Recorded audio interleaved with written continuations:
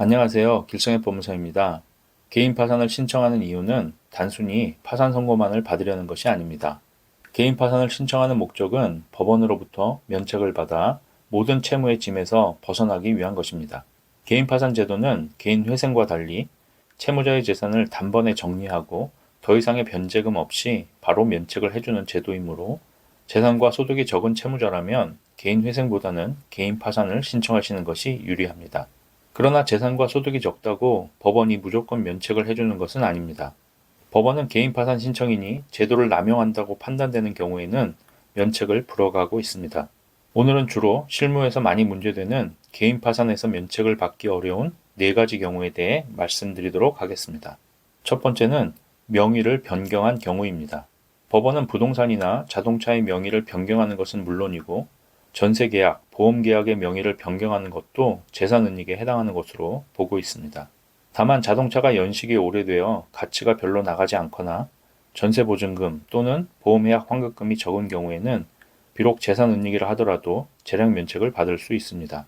두 번째는 개인파산 신청인이 자신에게 유리하도록 재산이나 소득을 법원에 허위로 신고하는 것입니다.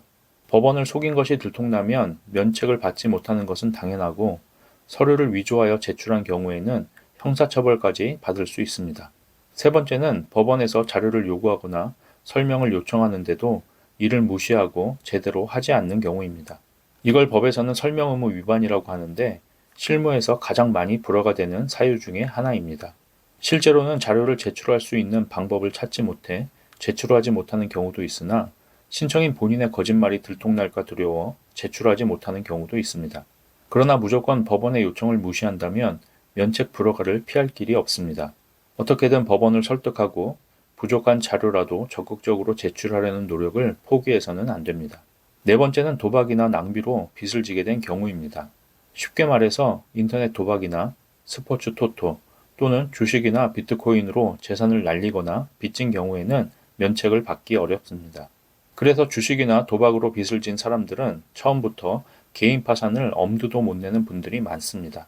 실제로 개인 파산 상담을 해보면 가장 어려운 사건 중에 하나가 바로 주식이나 도박으로 재산을 날린 분들입니다. 이런 사건을 맡게 되면 어떻게 해야 재량 면책이라도 받을 수 있을지 고민을 많이 하게 됩니다. 다행히 주식이나 도박 또는 낭비로 빚을 진 분들이라 하더라도 무조건 면책 불허가가 되는 것은 아닙니다. 이런 분들도 총 채무 중에서 주식이나 도박 빚이 얼마인지, 그리고 빚을 지게 된 사정은 무엇인지, 또 현재 개인 회생으로 진행할 수 없는 사정은 무엇인지를 얼마나 잘 설명하느냐에 따라 재량 면책을 받을 수도 있습니다. 따라서 주식이나 도박 빚이 있는 분들은 파산이나 회생을 신청하기 전에 반드시 전문가와 상의하시고 사건을 진행하시기 바랍니다. 오늘의 영상이 도움이 되셨다면 좋아요, 구독 부탁드립니다. 감사합니다.